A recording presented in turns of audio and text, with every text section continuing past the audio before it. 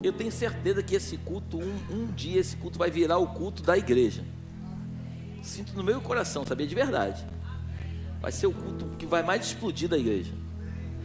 Eu creio nisso, o Senhor falou comigo sobre isso. Eu dei um tema para essa mensagem de hoje. Diz assim: a presença não se leva de qualquer jeito. Eu vou repetir: a presença não se leva de qualquer jeito. Abra sua Bíblia, por favor, em 2 Samuel, capítulo 6, versículo do 1 até o 11. Eu quero ler contigo e eu desejo no meu coração é que eu possa transmitir para você aquilo que o Senhor transmitiu ao meu coração. Amém? Diz assim o texto: e tornou Davi a juntar todos os escolhidos de Israel, em número de 30.000. Levantou-se Davi e partiu com todo o povo que tinha consigo de Baalá, de Judá, para levarem dali para cima a arca de Deus, sobre a qual se invoca o nome do Senhor dos Exércitos, que se assenta entre os querubins. E puseram a arca de Deus em um carro novo, e a levaram para a casa de Abinadab, que está em Geba. E Uzá e Aiô, filhos de Abinadab, guiavam o carro novo. E levando da casa de Abinadab, que está em Geba, com a arca de Deus, Aiô ia diante da arca. E Davi e toda a casa de Israel alegravam-se perante o Senhor com toda sorte de instrumentos de madeira, de faia, com harpas, com saltérios, com tamborins e com pandeiros e com símbolos. E chegando à eira de Nacon, estendeu Uzá a mão à arca de Deus e segurou-a, porque os bois a deixavam pender. Então a ira do Senhor se acendeu contra Uzá, e Deus o feriu ali por esta imprudência, e morreu ali junto à arca de Deus. E Davi se contristou, porque o Senhor abrira rotura em Uzá, e chamou aquele lugar Pérez Uzá até o dia de hoje. E temeu Davi ao Senhor naquele dia, e disse: como virá a mim a arca do Senhor? E não quis Davi retirar para si a arca do Senhor, para a cidade de Davi, mas Davi a fez levar à casa de Obed-edom, o geteu. E ficou a arca do Senhor em casa de Obed-edom, o geteu, 3 meses. Preste atenção nisso: 3 meses. E abençoou o Senhor a Obed-edom e a toda a sua... a Obed-edom e a toda a sua... Feche seus olhos, por favor, e coloque a mão sobre o seu coração. Pai, graças te damos nesta noite. Exaltado sempre será o teu nome entre nós. Estamos aqui reunidos porque nós acreditamos que tu tens o maná fresco do céu. Sabemos, Deus, que aquilo que nós comemos ontem foi bom para ontem, mas aquilo que nós vamos degustar hoje, Pai, será para hoje e para o restante do dia. E nós cremos, Deus, que o Senhor sempre traz coisas novas. A nossa oração é que tu possas me usar nesta noite, guiando os meus lábios, principalmente a minha mente e o meu coração, me anulando por completo neste altar e me usando como uma ferramenta tua para poder transmitir ao coração do teu povo aquilo que tu tens para dizer. Toma o teu lugar de honra nesta noite. Assenta-te, Pai, no lugar mais especial e fala conosco de uma forma clara, aonde nós possamos não só ouvir, mas principalmente entender tudo aquilo que tu tens para dizer. Nós te adoramos em nome do Pai, do Filho e do Espírito Santo. Amém e amém. Dê o melhor aplauso que você pode dar a Deus.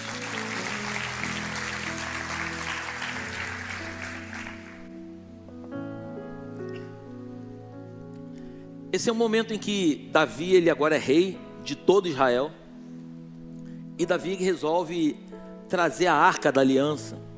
Se você com calma estudar, você vai ver em 1 Samuel, e um pouco antes, você vai ver que a arca da aliança ficou 20 anos na casa de um homem chamado Abinadab. Repete comigo: Abinadab. Abinadab tinha 2 filhos, chamados Aiô, repete comigo, Aiô e Uzá. Então Abinadab, eu queria que você tentasse imaginar um homem que a arca da aliança fica 20 anos na casa dele. Esse homem tinha 2 filhos, os filhos de Abinadab, Aiô e Uzá, eles viam a arca todos os dias ali, eles sabiam que a arca representava a presença de Deus, e eles tinham reverência pela arca, eles entendiam que aquela arca era o próprio Senhor manifesto naquele lugar. Agora Davi, ele assume o reino de todo Israel, porque Davi, ele primeiro começa reinando em Hebrom, depois ele toma a cidade dos Jebuseus, que ele começa a dizer que aquela cidade é a cidade do rei Davi, é a cidade do grande Deus, que é Jerusalém. Davi coloca aquele lugar como um lugar central. Davi, ele tem o seu palácio naquele lugar. Davi entende que aquele lugar é o lugar da sua moradia, era um lugar onde tinha muralhas cercando, tinha todo um aparato, porque agora ele era o rei de todo Israel. E Davi entendeu que apesar de ter um reino forte, apesar de estar guerreando todas as guerras, apesar de tudo estar acontecendo, tudo em favor, e eu quero aqui que você preste muita atenção nisso, tudo estava a favor de Davi, mas Davi entendia que faltava uma coisa. E o que era, pastor? A presença de Deus. Davi entendeu que ele tinha tudo, ou melhor, quase tudo, mas faltava para ele alguma coisa do seu lado. Apesar dele ter a presença de Deus com ele, Deus sempre falava com ele, mas a arca da aliança, que representava a presença de Deus, Davi precisava trazer para próximo dele. Você está comigo aí? Então Davi agora ele resolve trazer a arca. Só que olha que coisa interessante, coloca para mim Josué capítulo 18, versículo 1. Josué 18, 1.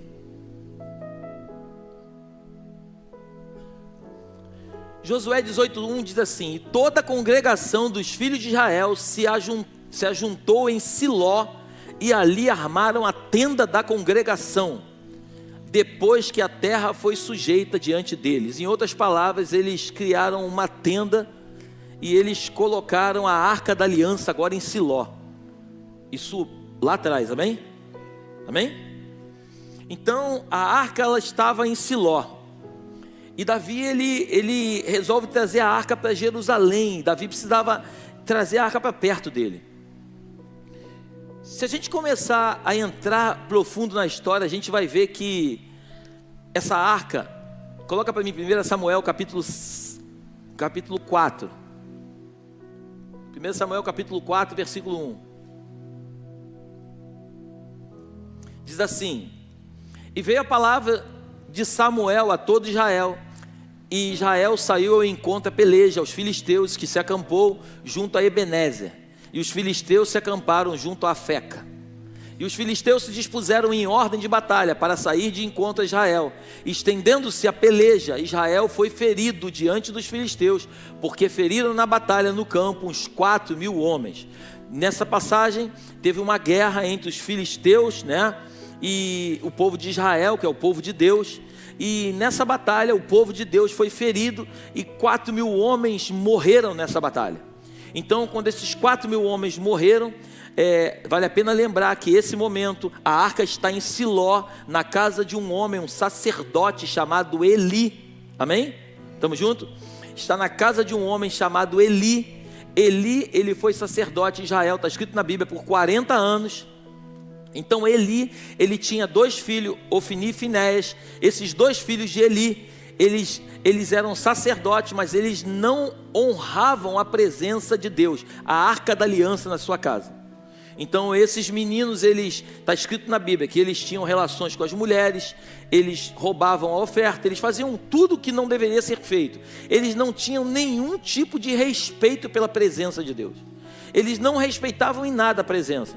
E a arca da aliança agora, ela está nesse momento, estou voltando um pouquinho, está na casa de... Antes de estar na casa de Abinadab, eu quero só voltar para que a gente possa entender. No primeiro momento a arca está em Siló, na casa do sacerdote Eli. Amém?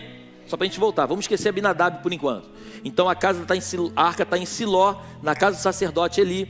Os filhos de Eli, eles não têm respeito pela arca, eles não honram a arca, eles não respeitam a presença de Deus. E agora o povo de Israel vai pelejar contra o povo filisteu. Então nessa peleja, eles vão e perdem 4.000 homens na batalha. Quando eles perdem 4.000 homens, eles voltam e eles resolvem fazer o seguinte: vamos voltar, vamos pegar a arca da aliança que está na casa do sacerdote Eli e vamos trazer a arca da aliança conosco, porque aí nós venceremos a batalha. É o que está escrito na Bíblia. Então, lê depois com calma na tua casa, 1 Samuel capítulo 4, que é grande, lê ele todo. Você vai ver que Ofni e Finéias, eles vão junto com a arca da aliança, eles levam junto a arca da aliança. Eles carregam a arca junto com eles para a batalha. E a Bíblia diz que quando eles estão chegando, Israel foi derrotado, 4.000 homens, eles voltam lá, pegam a arca e agora eles estão voltando com uma equipe maior.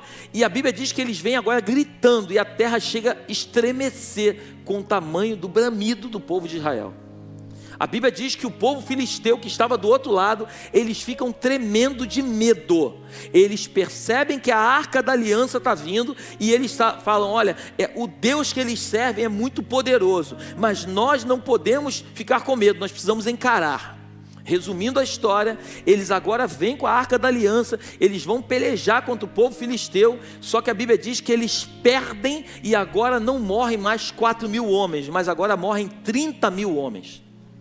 Dentre esses 30.000 homens, Ofni e Finéias também são mortos, filho do sacerdote Eli, são mortos, e a arca da aliança, o pior de tudo, a arca da aliança agora já não está mais no poder do povo de Israel, agora a arca da aliança está no poder do inimigo. Você está comigo aqui? Então o povo inimigo agora, além de derrotar o povo de Israel, agora ele está com a presença de Deus lá na terra dele. A Bíblia diz que vem um jovem correndo, ele vem correndo com cinza na cabeça, ele vem correndo para trazer a notícia. Quando ele entra na cidade, a Bíblia diz que Eli já era um homem de 98 anos, ele era obeso e ele não enxergava direito, ele estava sentado numa cadeira, é o que está escrito na tua Bíblia. Quando o menino chega e dá a notícia diante de toda a cidade, quando Eli escuta que os 2 filhos dele haviam morrido e a arca da aliança havia sido roubada pelos filisteus, a Bíblia diz que ele cai da cadeira e ele quebra o pescoço e morreu. Amém? E quando a gente lê isso, isso me faz entender algo que eu quero compartilhar contigo nessa noite. A gente tem que tomar muito cuidado, porque toda estrutura velha que está encostada em alguma coisa, em algum momento ela vai ceder. Toda estrutura que está cansada e não consegue mais ter a visão que Deus está dando, essa estrutura em algum momento ela vai ruir.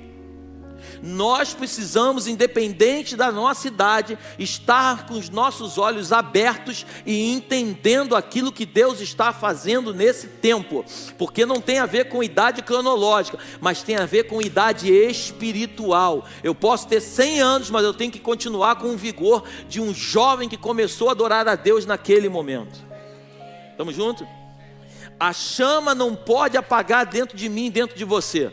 A gente pode ter 30 anos de ministério, porque o grande problema, repara quando você encontra um crente velho, ele fala assim: não, eu sou crente há muitos anos, eu já conheço tudo. Esses caras que conhecem tudo, é triste dizer, eles acabam se comparando com Eli, uma pessoa obesa, não na sua forma física, mas obesa no espiritual. Ele acaba se encostando na estrutura, e quando vem uma notícia forte, ele cai no chão e morre, porque ele não aguenta com as notícias que chegam. Deus está levantando homens e mulheres que não estão encostados em estrutura, mas estão dispostos a estar com a mente aberta para entender o que Deus está fazendo naquele tempo. Aquilo que Deus fez ontem, pega isso no seu coração, o que Deus fez ontem na sua vida foi ontem. O que Ele tem para fazer hoje vai ser melhor do que o que foi ontem, e o que Ele vai fazer amanhã vai ser melhor do que o que está sendo feito hoje. Deus sempre vai se renovando, porque a Bíblia diz que é de glória em glória. Glória a Deus. Eu amo porque a minha família sempre começa as palmas. Quando não é minha sogra é meu pai, e quando não é meu pai e minha sogra é o Assad. Parece até que é combinado entre nós, mas não é não, amém? O Assad é meu querido, né, Assad? Só para descontrair um pouquinho, amém? Então a gente vê que Eli agora ele morre.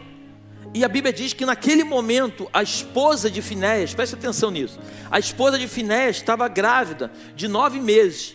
Ela estava já prestes a dar à luz. Quando chega o jovem e conta para a cidade, conta para Eli, conta para todo mundo que a arca foi raptada e que os filhos foram mortos, ela percebe que o seu marido é morto. A Bíblia diz que naquele momento o filho começa a nascer.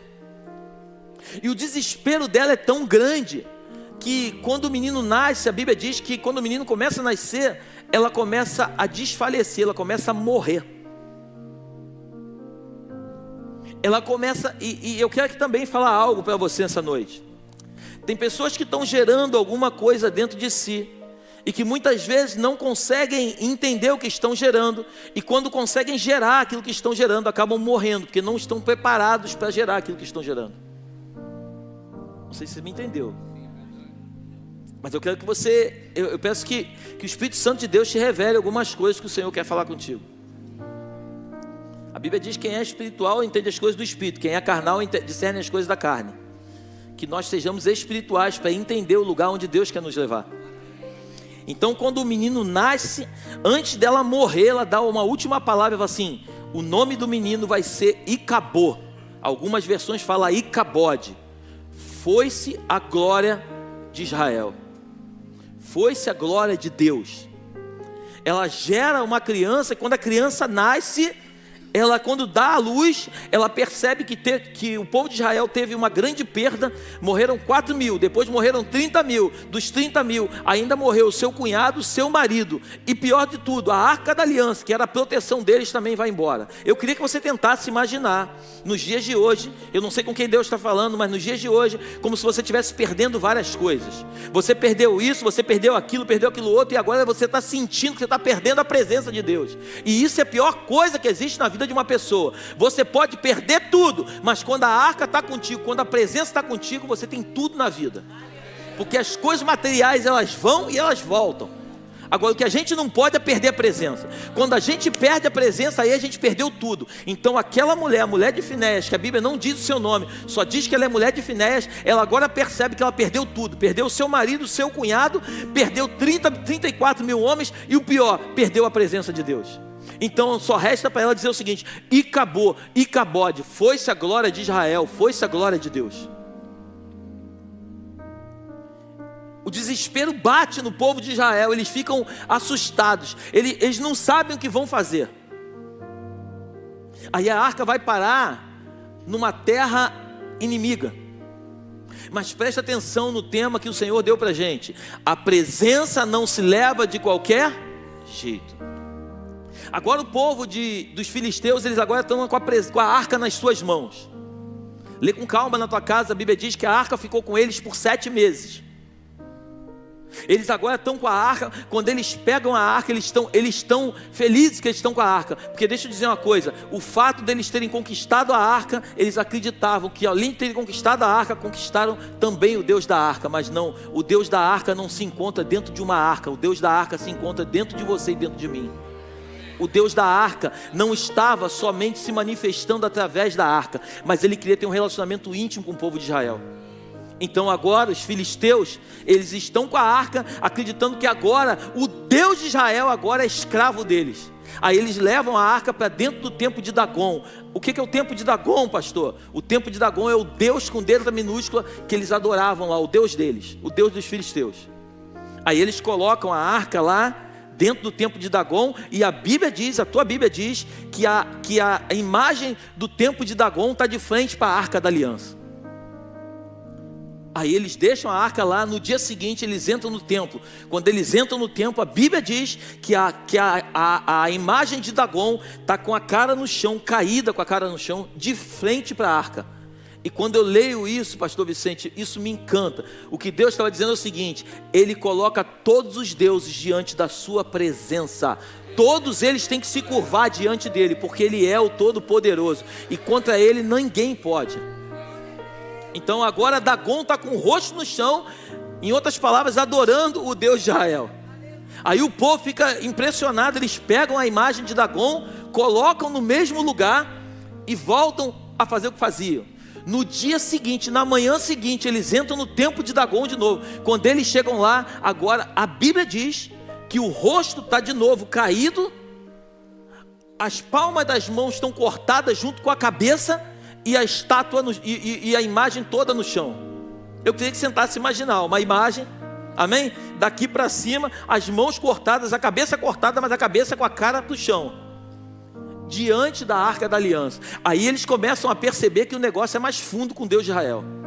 Eles começam a perceber que o fato deles conquistarem a arca não dá a eles o direito de se acharem mais valorosos ou mais fortes do que a presença. E muitas vezes Deus faz isso com os nossos adversários. Muitas vezes os nossos adversários estão achando que estão nos derrotando, mas Deus só está permitindo que eles entendam que existe um Deus a qual você serve, que é muito mais poderoso do que aquilo que eles creem. Você precisa crer nisso. O Deus que você resolveu servir, o Jeová, o Emanuel, o Deus conosco, Ele em momento nenhum Ele perdeu a tua batalha. Ele está permitindo situações sobre a sua vida, para que você entenda o lugar que Ele quer te levar, para que no momento oportuno Ele se levante com autoridade, honre você, para que todos vejam que o Deus a qual você serve é o Deus Todo-Poderoso. Pode acreditar que a tua Bíblia fala igual a minha. Aí agora eles ficam desesperados. E olha que interessante, a Bíblia diz que Deus começa a colocar hemorroidas sobre o povo. Está escrito isso na Bíblia. Está escrito isso na Bíblia. Eles ficam desesperados. A Bíblia diz que eles ficam enlouquecidos. Eles gritam de desespero. Está escrito na tua Bíblia, pode ler com calma. Eles começam a gritar com desespero, uma dor infernal, um negócio de louco. Eles não sabem mais o que vão fazer. Aí agora eles começam a consultar os sábios. Aí os sábios dão uma planta para eles. Olha, vamos fazer o seguinte: vamos pegar ouro, vamos fazer, está escrito isso, vamos fazer hemorroida de ouro, está escrito isso. E vamos fazer alguns ratos também. Vamos colocar isso tudo junto. E vamos tirar essa arca daqui. Vamos oferecer uma oferta para Deus poder nos perdoar daquilo que nós fizemos. Eu acredito firmemente. Recebe isso no teu coração. A Bíblia diz que no lugar da vergonha Deus nos dará dupla honra. Muitas vezes aquilo que aparentemente levaram de nós, Deus vai tocar no coração de pessoas, para que os nossos inimigos devolvam tudo que eles tomaram de mim e de você. Eu não abro mão dessa palavra, de verdade. Eu não estou te falando isso como jargão. Eu acredito que tudo aquilo que o inimigo tentou me roubar no passado, ele vai me restituir 30, 50, 60, 100 vezes mais. Porque a promessa de Deus sobre a minha vida, ela vai se cumprir sobre a tua também. Ninguém pode tocar no ungido de Deus, está escrito isso. Ai daquele que tocar no ungido de Deus. Foi o Senhor quem o chamou, foi o Senhor que o escolheu. Eu creio demais nisso. Aí a Bíblia diz, manda os presentinhos, tudo em ouro lá. Eu não me lembro agora, mas se não me engano, acho que é 30 mil hemorroidas, uma coisa assim. É muita coisa, é muito ouro. E agora eles colocam numa carroça de bois. Eles pegam bois que nunca havia sido colocado jugo sobre. Jugo é aquele negócio em cima do boi, que nunca havia sido colocado jugo sobre ele. E eles colocam e falam o seguinte: olha, se esse boi, ele for pelo caminho, esses dois bois forem pelo caminho certinho, e chegar até Bet-Semes, que é uma cidade, é porque realmente Deus é que fez tudo isso. Se esses bois não chegarem até esse lugar, ou se desviarem para a direita ou para a esquerda, não é Deus. A Bíblia diz que quando eles colocam tudo lá em cima, junto com a arca, os bois vão andando, vão mugindo no meio do caminho e vão certinho até a cidade de Bet-Semes.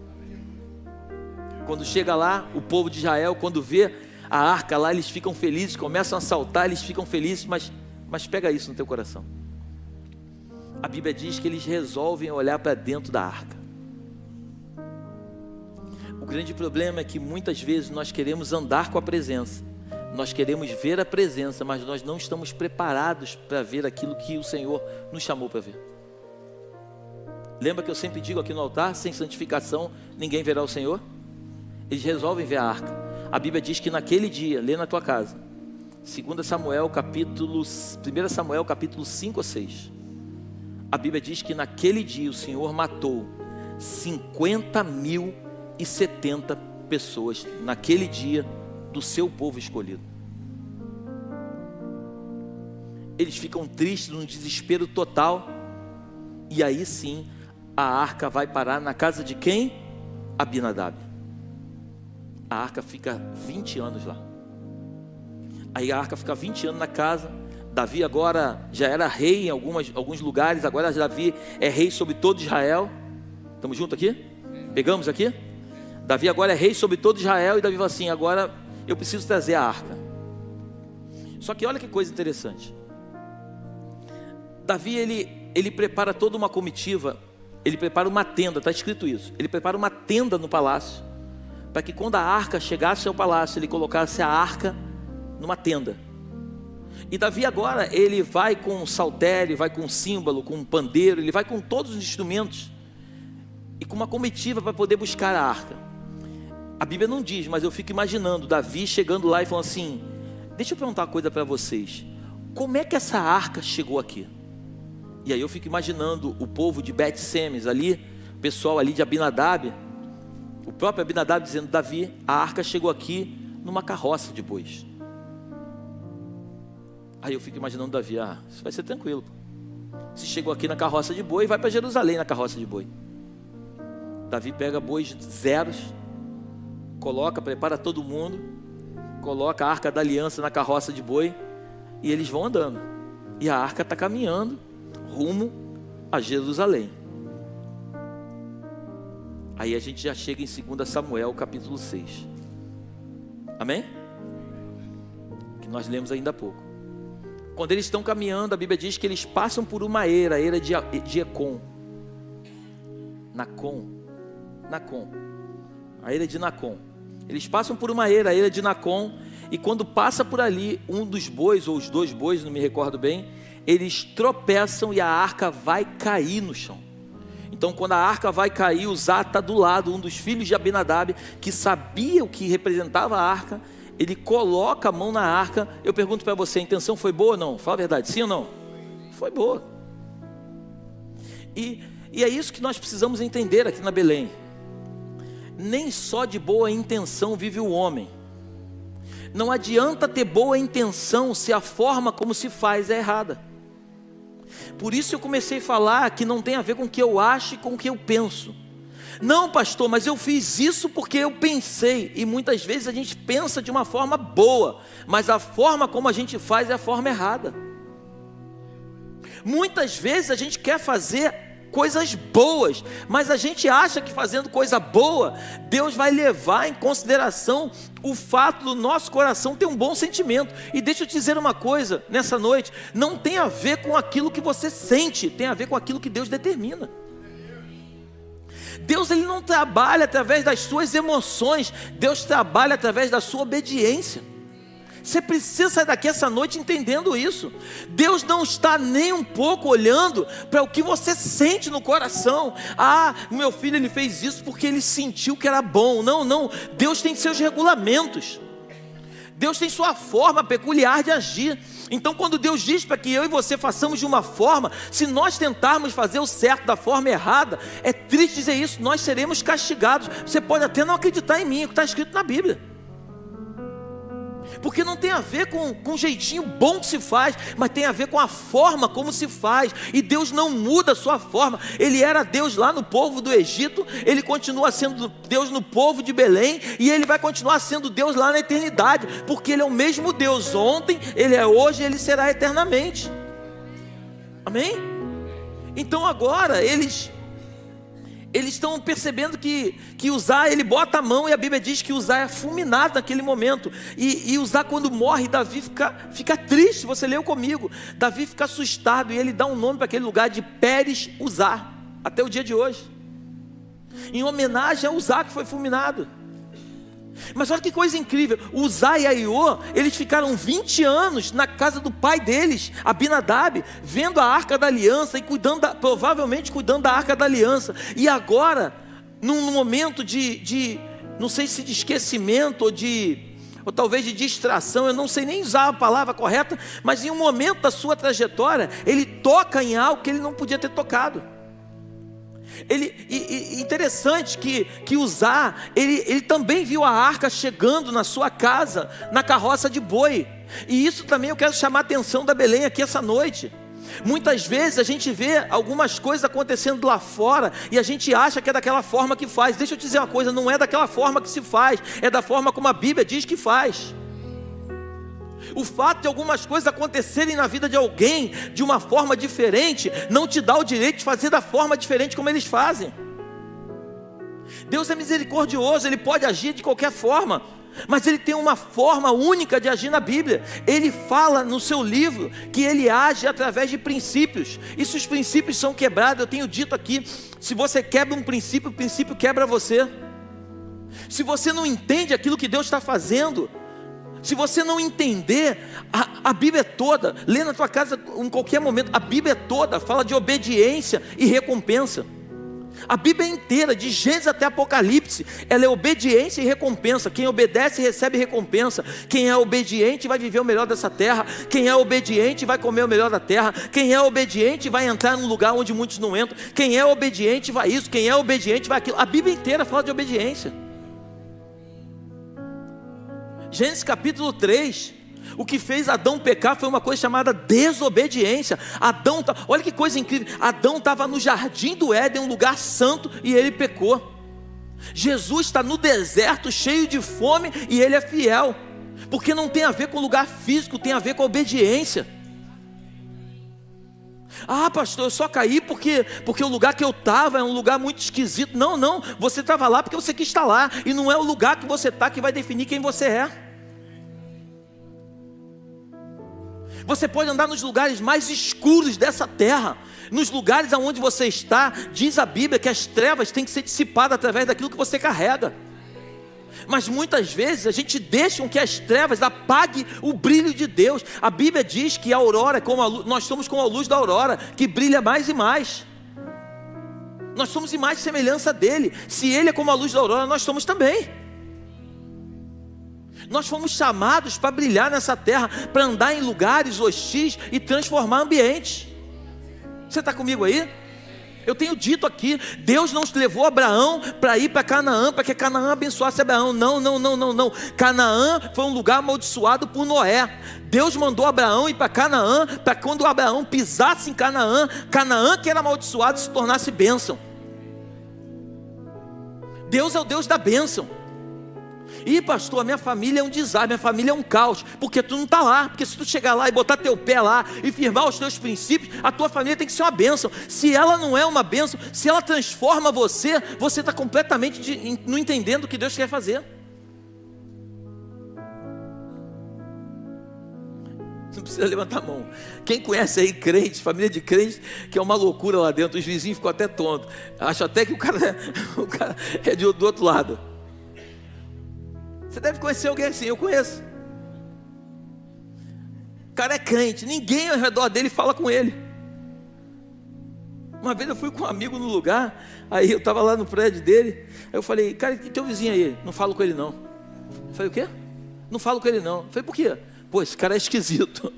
Aí depois passando por outro cara lá, eu falei assim, e aí? Pô, tu nem cumprimentou o cara? Não falo com ele também não. Eu falei, pô, tu não fala com ninguém, cara. As pessoas têm que olhar para você, cara, elas têm que gostar de você. É lógico que existem pessoas que às vezes não gostam da gente, claro que existe. Mas não se faz uma regra em cima de uma exceção, concordam comigo?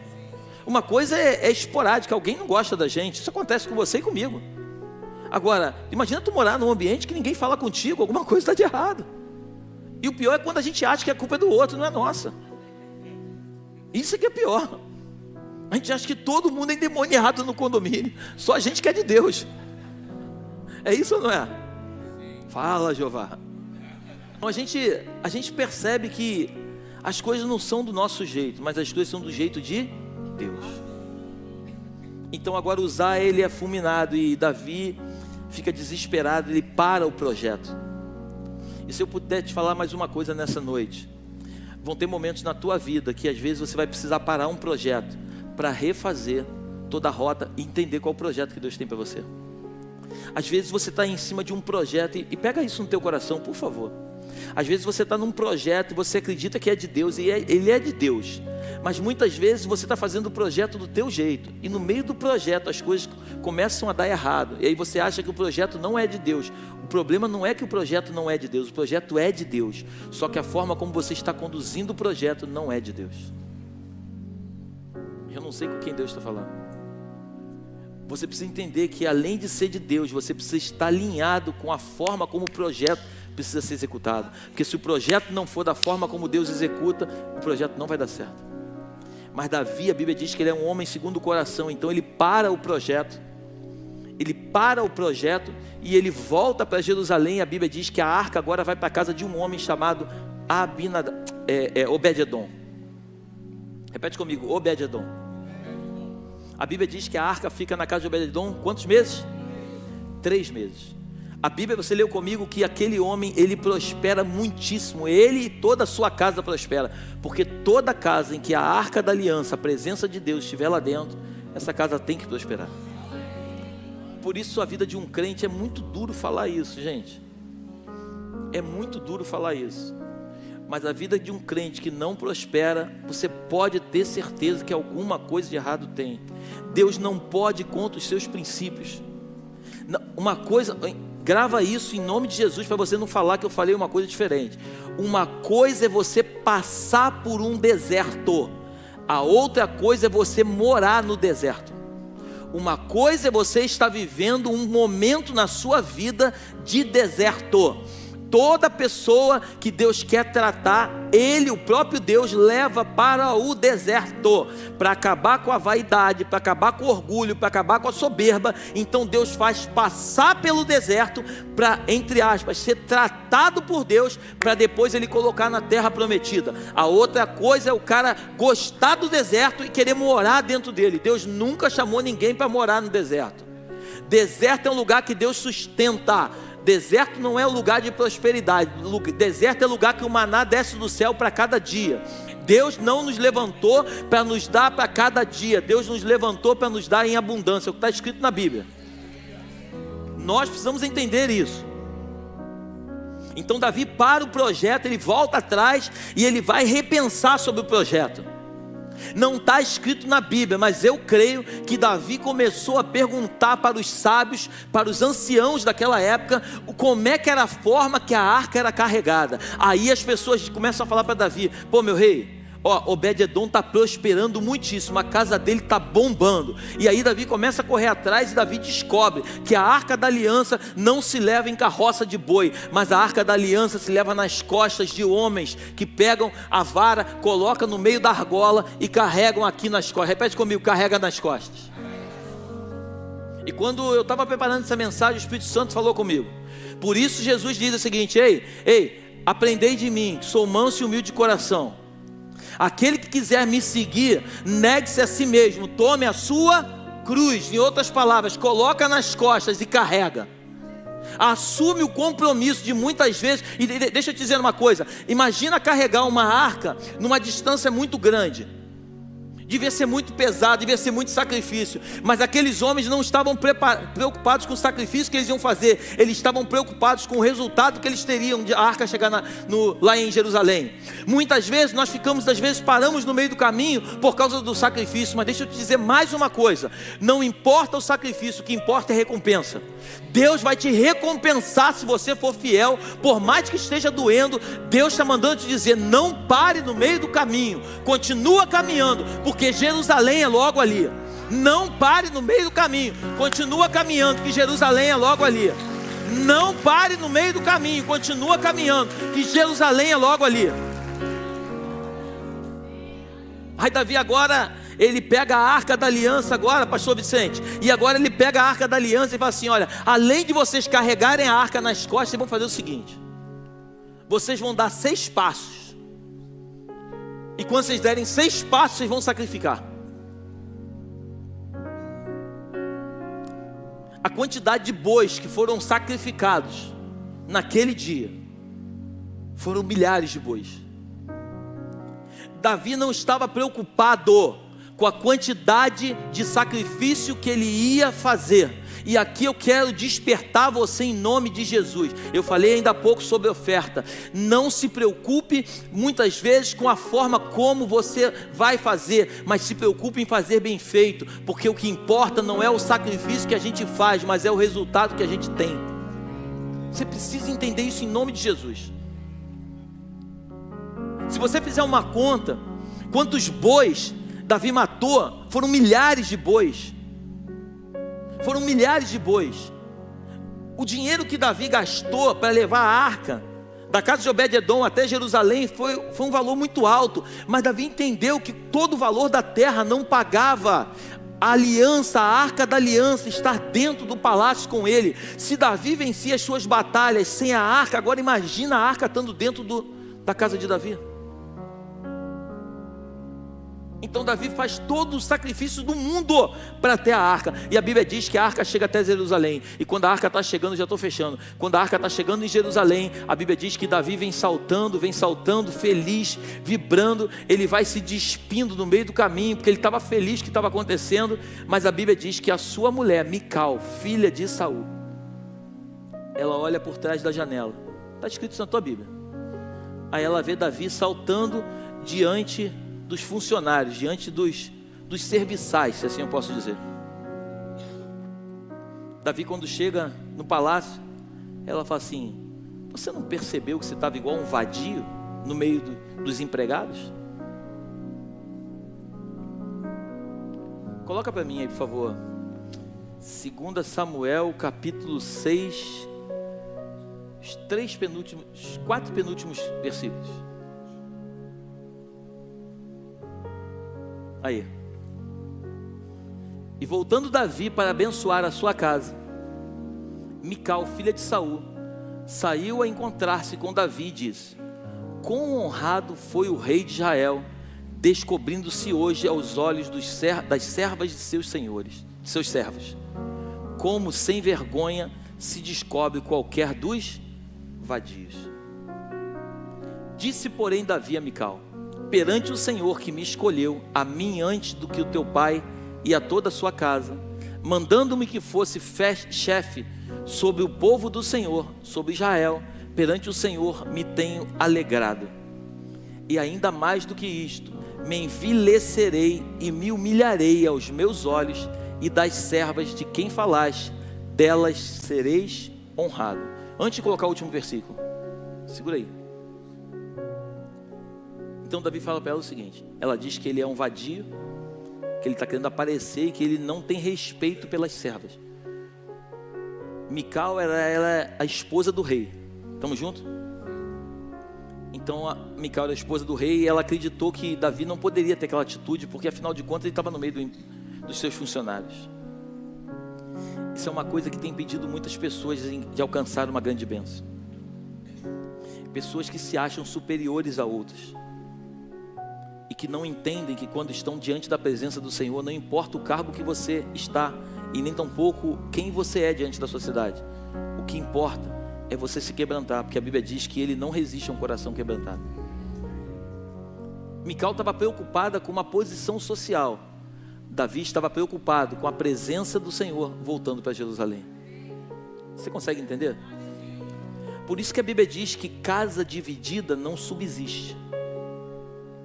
Davi era um homem segundo o coração de Deus, e ele estava preocupado com a presença. Ele podia se despir, ele podia fazer qualquer coisa na frente dos servos, que para ele, aquilo que parecia para ela vergonha, para ele era uma honra, porque ele estava se despindo diante do Todo-Poderoso, e não diante das servas.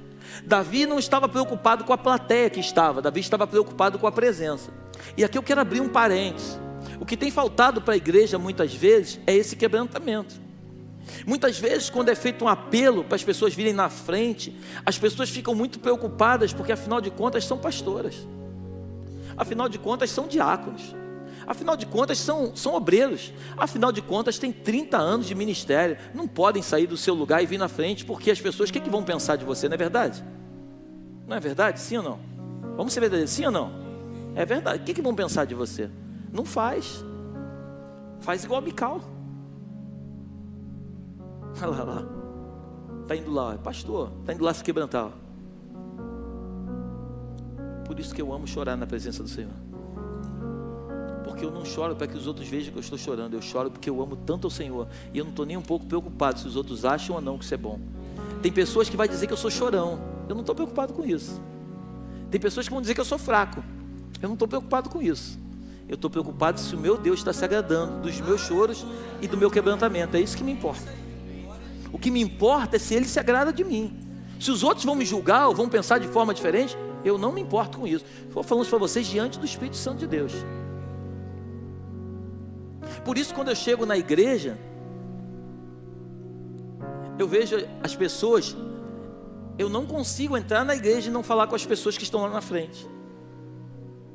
Eu não consigo ver uma pessoa humilde, que a gente olha para ela, a gente vê que ela é humilde, eu não consigo passar por ela e não cumprimentar, dar um abraço e um beijo, para mostrar para ela que ela é tão importante quanto aqueles que chegam com carro importado aí. Você precisa entender isso. Se você não entender isso, você não entendeu o que é evangelho. Você precisa sair do lugar onde você muitas vezes está e descer para um lugar como Davi. Davi é uma história, por isso que a Bíblia diz que ele é segundo o coração de Deus. Eu quero que você veja na Bíblia algum rei que saiu da posição que ele estava e começou a se despir no meio dos funcionários. Eu quero que você me diga um rei que não estava preocupado com nada, ele só queria estar na presença de Deus adorando. Eu quero que você me diga um outro rei. Por isso que Davi era diferente. Deus está em busca dos diferentes. Deus está em busca dos verdadeiros adoradores, que o adoram em espírito e em verdade. Deus está em busca de pessoas que são de verdade e não são de mentira. Deus não está nem aí para quanto você tem de teologia, quantos diplomas você tem. Isso é muito bom para poder encher a tua prateleira, mas o que vai levar você para o céu não são os teus diplomas, mas são as cicatrizes que você carrega no corpo. O que vai te levar para a eternidade não é o que você tem lá na tua prateleira, mas é o que você tem dentro do teu coração. Por isso que a Bíblia diz que muito no final dos tempos, olha aqui, pega isso aqui. No final dos tempos, muitos de nós vai ficar surpreendidos quando a gente vê a prostituta com a gente lá no céu. A gente não vai entender nada, está escrito isso na Bíblia. A gente não vai entender nada, porque a gente é crente. E a gente é crente, a gente acha que só quem é dos nossos que vai para aquele lugar. E a Bíblia fala que é diferente. A Bíblia chega ao ponto de dizer que os últimos serão os primeiros, e os primeiros serão os últimos. É o que está escrito na tua Bíblia. Você está comigo aí ou não? Eu estou pregando para alguém nessa noite? Porque eu estou pregando para mim. A gente precisa entender, Davi é um exemplo de homem de Deus, com todas as suas falhas. Davi é um exemplo de homem de Deus. Davi, quando a arca vem, em outras palavras, ele está feliz, ele está radiante. Ele matou não sei quantos mil bois, ele sacrificou não sei quantos mil bois, tinha sangue para tudo que é lado. Mas Davi não estava preocupado com toda a fortuna que ele gastou no meio do caminho. Davi estava preocupado, ou melhor, preocupado não, Davi estava feliz, porque a arca da aliança agora está dentro de Jerusalém. Aí Davi chega em casa todo feliz.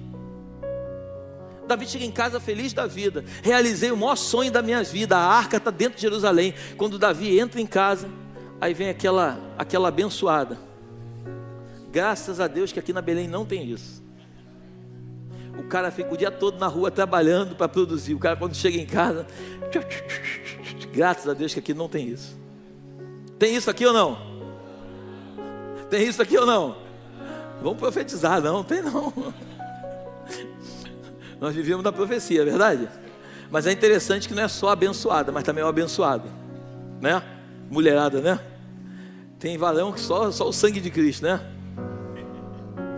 E aí quando Davi entra em casa, vem essa abençoada e diz: tu é um vadio. Aí Davi vira para ela assim: tu fala isso porque Deus me deu o reino que era do teu pai, porque Deus viu que eu era melhor do que ele. Tu fala isso, em outras palavras, porque tu não conhece o Deus que eu conheço. Se tu conhecesse, tu não falava isso. Em outras palavras, Davi quase que chega para ela assim: tu é louca, mulher, tu está falando do que tu não conhece. Porque as pessoas só vão falar do que elas não conhecem, porque se elas conhecessem, elas não falavam isso. Tem muita gente que julga porque não conhece. Por isso que a Bíblia diz: não julgueis para não ser julgado. Por que Deus está falando isso? Para a gente não julgar ninguém, porque a gente não sabe a história da pessoa. Muitas vezes a gente encontra um crente dentro da nossa igreja. Eu estou pregando para a gente, dentro da nossa comunidade de fé, a gente encontra um crente chato, a gente encontra um crente melancólico e a gente não quer saber dele, mas a gente não sabe a história de vida dele, a gente não sabe o que ele viveu para ele ser daquele jeito. Se a gente soubesse, a gente não falava isso. Por isso que Deus diz: não julgue para não ser julgado, porque com a medida com que você medir, você vai ser medido. Aí olha o que diz o último versículo, coloca para mim lá. E Mical, filha de Saul, não teve até o dia da sua... Deus deu uma sentença e não tem jeito. Aquele dia, por causa de uma atitude impensada, Mical se tornou estéril. Isso nem estava na minha mensagem, mas eu sinto nessa noite falar algo para algumas mulheres aqui nesse lugar. Muitas vezes a amargura no coração, as atitudes impensadas, pode fechar a tua amada. Recebe isso em nome de Jesus. Muitas vezes atitudes impensadas e palavras que você não deveria proferir, pode fechar a tua amada. Mas eu conheço um Deus que é um Deus de misericórdia, que quando a gente se arrepende do mal que a gente fez e a gente volta atrás, esse Deus nos perdoa dos nossos pecados, e Ele é fiel para fazer com que nosso segundo estágio seja melhor do que o primeiro. Eu creio que se alguma dessas mulheres se arrependerem de verdade, orarem a Deus e pedir a Deus misericórdia, Deus pode abrir a amada. Eu creio demais nisso. Eu creio demais nisso. Eu creio demais nisso. Eu quero te convidar a ficar de pé.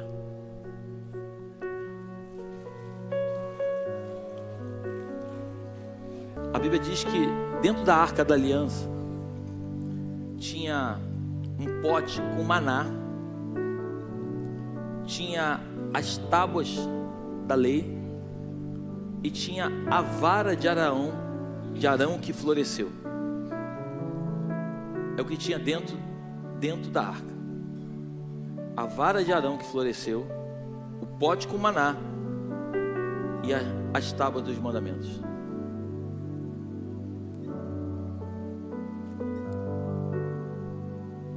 A tábua dos mandamentos eram mandamentos, amém? A Bíblia fala no livro de João que Jesus, Ele se fez carne, e o Verbo se fez carne. Em outras palavras, a escrita saiu do papel, se transformou em pessoa física. O maná que estava lá dentro era o maná que eles comiam no deserto, amém? A Bíblia diz que Jesus é o pão que desceu do céu.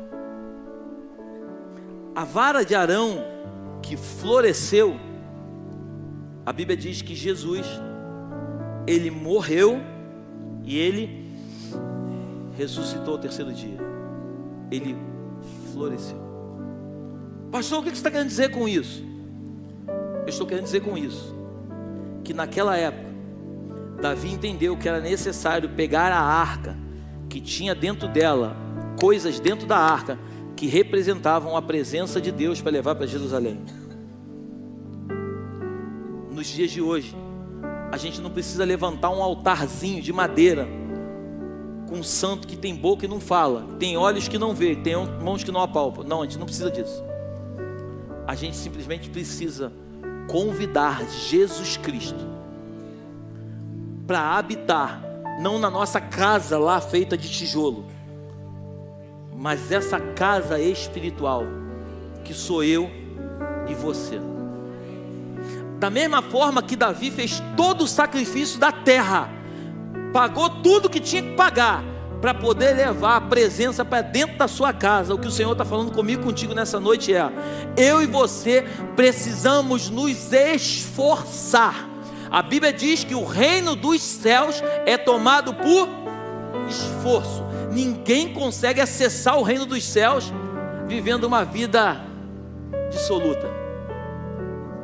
Se nós sairmos daqui essa noite entendendo que o mesmo sacrifício que Davi fez para levar a arca para dentro do seu palácio, se nós nos sacrificarmos, e você está entendendo no Espírito, amém? Não estou falando de sacrifício humano, amém? Estou falando de sacrifício de você, uma entrega, porque a Bíblia diz, Efésios 2,8: pela graça sois salvos mediante a fé, isso não vem de vós, é um dom de Deus. Então você não tem Jesus Cristo porque você se esforçou, é pela graça de Deus. Eu estou falando de esforçar, é você matar a tua carne para que o Espírito de Deus vivifique dentro de você.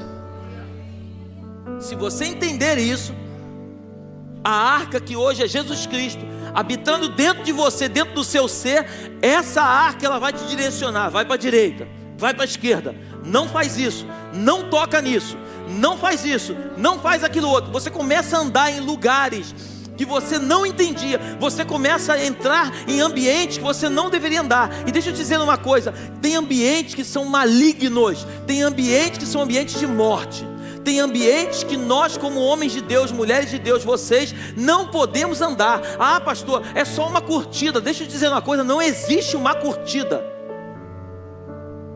A Bíblia é muito clara: o dia é de Deus, a noite é de quem? Pode falar, a noite é de quem? É do maligno, está escrito isso na tua Bíblia. A noite é do maligno. A Bíblia diz que Jesus chegou ao ponto de dizer o seguinte: temos que andar de dia. E não é de dia que eu digo somente o dia, não. E o que Jesus está dizendo? Nós temos que andar na luz. A noite é lugar de trevas. Espíritos malignos estão soltos à noite. Eu não sei se tu crê nisso. Os espíritos malignos estão soltos aí à noite. Esses lugares aí, já andei muito nesses lugares. Esses lugares são lugares malignos. Pastor, então não tem gente boa lá? Tem gente maravilhosa lá dentro, só que o ambiente é maligno. Tem gente maravilhosa, mas o ambiente é maligno. Ontem eu estava conversando com um pastor, que é pai de um amiguinho da turma do João, do Davi de futebol. Ele é pastor, meu amigo.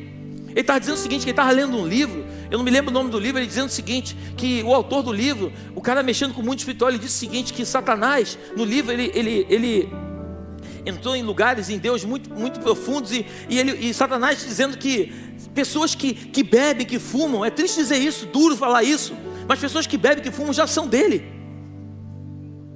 Quando eu digo já são dele, não é que são dele, estão fazendo o que ele quer. Você está entendendo o que eu estou falando? Não é que são dele, nós não somos dele, mas a gente muitas vezes é conduzido como marionete. Ele leva a gente para a direita, leva a gente para a esquerda e faz o que quer. Ou você não pode cochear entre dois pensamentos: ou você anda com Deus, ou você anda no mundo. A Bíblia diz que quem é de Deus não tem amizade com o mundo, quem é do mundo não tem amizade com Deus. Está escrito na tua Bíblia. Nós precisamos decidir. Ah, eu sou esposa da minha mulher, sou fiel a ela. Ah, minha filha, agora vamos fazer o seguinte, minha filha, vamos pegar uma noite, vamos sair para curtir numa boate. Que papo é esse? Eu sou um escolhido, eu sou um nazireu. O nazireu não anda em lugares escuros. Ah, pastor, tu tem que ir para lá para evangelizar. Não preciso ir para lá para evangelizar, eu vou de dia evangelizar, pô. Para que eu vou entrar em lugares que eu sei que não são propícios? Ninguém naquele lugar vai me ouvir. Os caras estão cheios de manguaça, vai me dar ouvido para quê? Você está aí comigo ou não? A gente precisa entender isso. Davi entendeu que para ele a presença de Deus era importante, e ele trouxe a presença para dentro de Jerusalém. Davi era rei de todo Israel, Davi era rico, Davi morava num palácio, Davi tinha tudo que qualquer ser humano na terra queria. Lê com calma na tua casa, quem deu todo o dinheiro para construir o templo foi Davi, não foi Salomão. Salomão construiu, mas Davi deixou tudo pronto. Davi era riquíssimo, Davi era um homem próspero, mas Davi não estava se agarrando na prosperidade dele. Davi sabia que o que dependia era da presença de Deus. Se não fosse a presença, ele não derrotava ninguém. Nós precisamos lutar por isso, igreja. Tem lugares que a gente não pode entrar, tem lugares que a gente não pode frequentar. Ah, pastor, é só um lugarzinho. Tem lugares que a gente não pode entrar. Ah, pastor, você está sendo muito radical, você pensa o que você quiser de mim. É o que a tua Bíblia diz, não sou eu que digo. Eu falei no começo, não tem a ver com o que eu penso, não tem a ver com o que você pensa, tem a ver com o que a Bíblia diz. Amém? Feche seus olhos, por favor. Pai, graças te damos nesta noite. A nossa oração, Deus, é que, assim como Davi, Deus, que entendeu que a tua presença não se carrega de qualquer jeito, que nós possamos nesta noite ser sacudidos por ti, que nós possamos entender, Deus, que a tua presença, Deus, é a coisa mais importante que nós carregamos. Que nós saiamos daqui esta noite, Deus, entendendo que o Senhor não divide a sua glória com ninguém, Deus. O Senhor nos quer só para ti. Não precisamos estar enfurnados em uma igreja todos os dias, mas nós precisamos andar contigo em todos os momentos. Nós precisamos viver experiências contigo, Pai, manhã, tarde e noite. Precisamos ser conduzidos pela tua voz, ouvir as batidas do teu coração, Pai. Um homem que é conduzido por ti, Pai, ele não anda em lugares escuros. Um homem que é conduzido por ti, Pai, vive experiências que só tu podes proporcionar. A minha oração, Deus, é que todos nós sejamos cheios da tua glória, que todos nós sejamos cheios do teu poder, que saiamos deste lugar compreendendo cada dia mais tudo aquilo que tu tens para realizar na nossa vida. Leva-nos para os nossos lares debaixo da tua proteção e da tua graça, que o teu anjo vá diante de nós, nos conduzindo pelo único e verdadeiro caminho, e que as doces consolações do teu Espírito se façam presentes, não só hoje, mas para todo sempre. Te agradeço por esta noite. Fica conosco, Pai, é o que nós te pedimos e te agradecemos, em nome de Jesus, amém e amém. Vá em paz, vá feliz, que Deus te abençoe, que você tenha um resto de semana abençoado, e que você viva para a glória de Deus, amém?